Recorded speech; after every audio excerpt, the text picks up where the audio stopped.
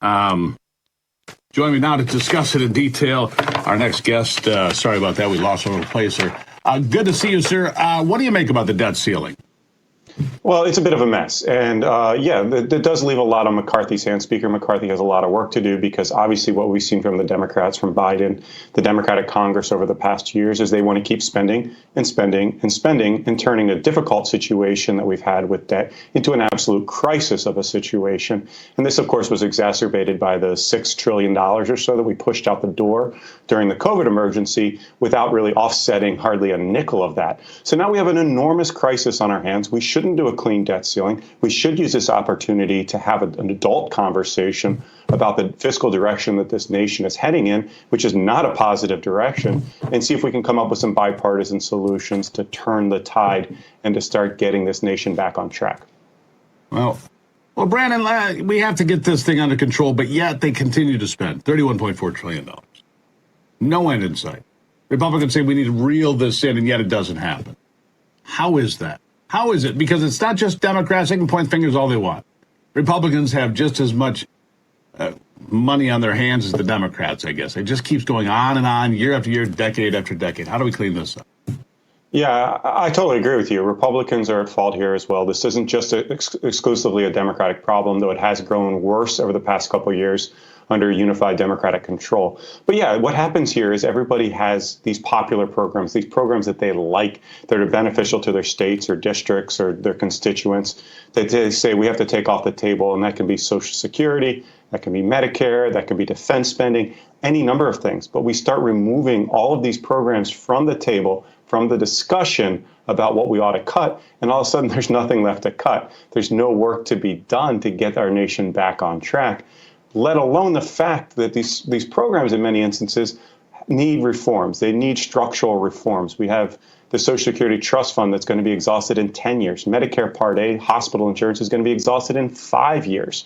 So we absolutely need to make changes to these programs. Otherwise, we're going to have to take drastic measures years down the road.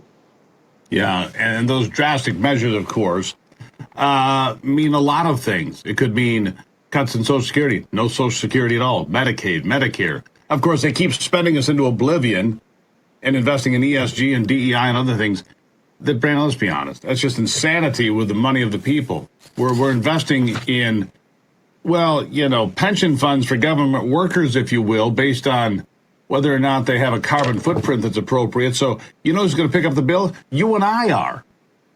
When their investments aren't big enough, you and I are going to get stuck with the bill. You and I that got paid less than government employees on average, right?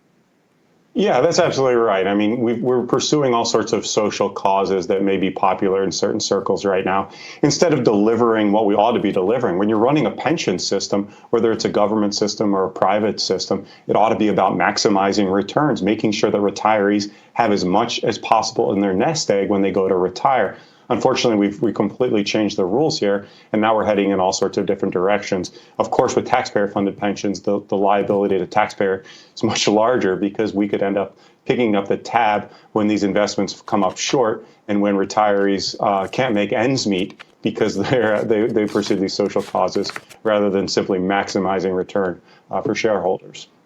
Yeah. So then we look at this, and I was watching, and maybe you've seen this. On January the 17th, 1961, President Eisenhower gave a speech, and everybody talks about the military-industrial complex warning that he gave to America. But that wasn't the only warning he gave. He gave two more that were quite poignant. One about government money funding scientific studies that would basically pollute the studies, and they'd be in pursuit of money and not results. And the other part was not to bankrupt our grandchildren for what we do today. Dwight Eisenhower made these warnings in January of 1961. He was exactly right, and yet here we are, doing exactly what he warned us not to do. Yeah, it's unfortunate, but when we talk about spending solutions, we have to put defense spending on the table. And the fact is, there is a military-industrial complex. There are contractors that are fleecing the federal government, that are taking billions of dollars.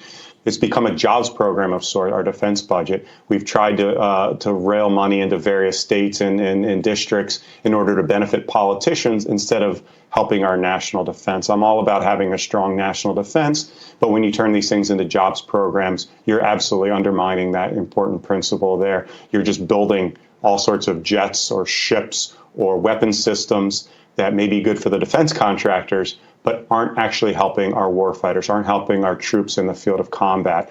So they're undermining our national defense. So put defense on the table, put everything on the table. We're not going to make drastic cuts, I don't think, to virtually anything because there's not a political will to do so. But at least we're going to shine a little bit of light on some of these wasteful, inefficient programs, whether they're in the defense budget, whether they're in the health and human services or education or energy budget. The entire federal budget needs evaluation. Well, here's the problem, Brandon. You point out, yes, everything needs to be on the table, defense included. But when we're spending money, lots of it, to go around and implement woke agendas at the military academies, to make sure that we're using the right pronouns, that we're doing, come on. The Army's job is to break buildings and kill people. I'm sorry, but that's what it is. Your job is to defend this nation with whatever it takes to get the job done.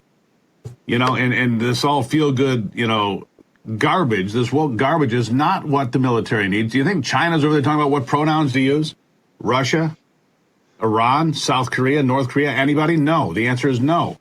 It's foolish, and we're squandering money in ways in the military that should not be happening either. I'll give you the last word. Yeah, absolutely. I mean, you look at spending over the past couple of years, it's increased 23% just from 2021 to 2023. And I think you're right. A lot of the reason is because we've injected all of these social causes into what our government ought to be doing. But we need to revert to what the bare bones are. We need to go back to restoring our government to its core function and its core function alone. That means not just getting rid of some of these social causes that some may support and many do not. It means also recalibrating how our government operates here, not meddling in each and everything that Americans do, not trying to make decisions for us, allowing the private sector, allowing the free market to operate here, and only allowing government to do what is minimally necessary in order for the functioning of our country. Courts, defense, roads, bridges, just the absolute necessities here. Otherwise, we're really facing a difficult time in terms of our nation's finances and the debt problem that has driven inflation. And it's grown every year, every day, forever, pretty much my whole life. Thank you for being here as always, Brandon. My pleasure. All right, look.